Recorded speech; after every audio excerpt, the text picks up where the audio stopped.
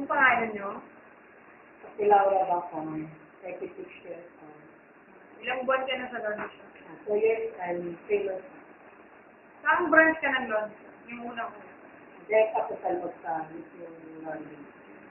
Ano ang ginagawa mo sa company? Ano po, naglalaba. So talaga yung talaga. Oo. So sa branch nyo, which is dun sa loob, sa labahan, meron ba kayong head o leader? Dati kasi wala kayo, pero ngayon parang wala yung ginawa na. Ikaw yung baling head dun sa labahan. Ano yung pagkakaiba mo dun sa labahan? Yung sa loob, saka yung sa outlet? Kasi yung sa outlet, sila lang yung nag-basic ng mga labahan, mga rap sa customer, inspection sila ng damit. Tapos ayun. Dating sa amin, yun, nilalaban, tapos kung sa may house, malinis na. Ano sa tingin niyo yung ano? Ano yung schedule niyo sa branch?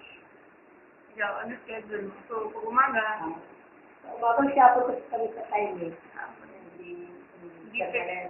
Okay. So, anong ginagawa mo yung routine na ginagawa? Una, ano ba? Laba muna. Oo, laba muna. Tapos, kung ano yung iniwanan sa gabi ng panggabi, tatapusin yun. Kasi para makapunin sila yung ano. Okay.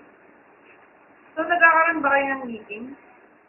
Dati, madalas, twice a month, pero ngayon po, last na may pag-meeting, last episode, tapos hindi naman sila niya.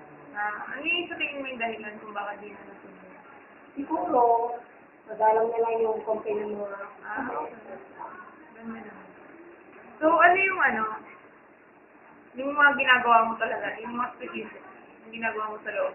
gano'n, wala magkaano sa kung ano yung mga labahan, gano'n. Tapos, kung yung may problema sa pag-position, tapos, Monitoring. monitor lang sa mga ano.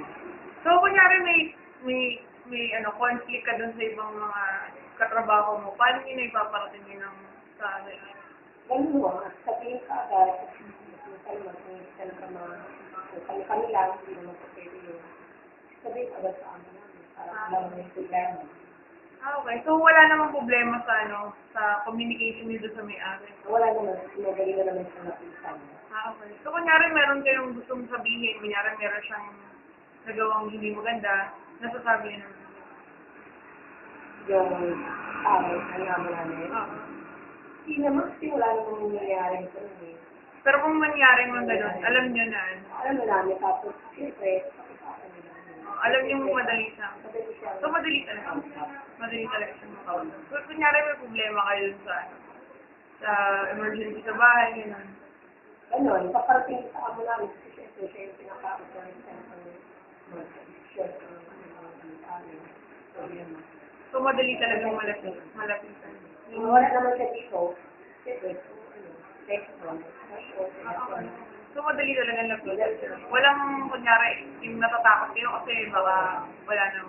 Dati, nailang kami, siyempre, mga bago lang. Pero ngayon, hindi ko alam, siyempre, matagal na rin kami. So, wala talagang problema. Pakipag-usap. Okay, salamat.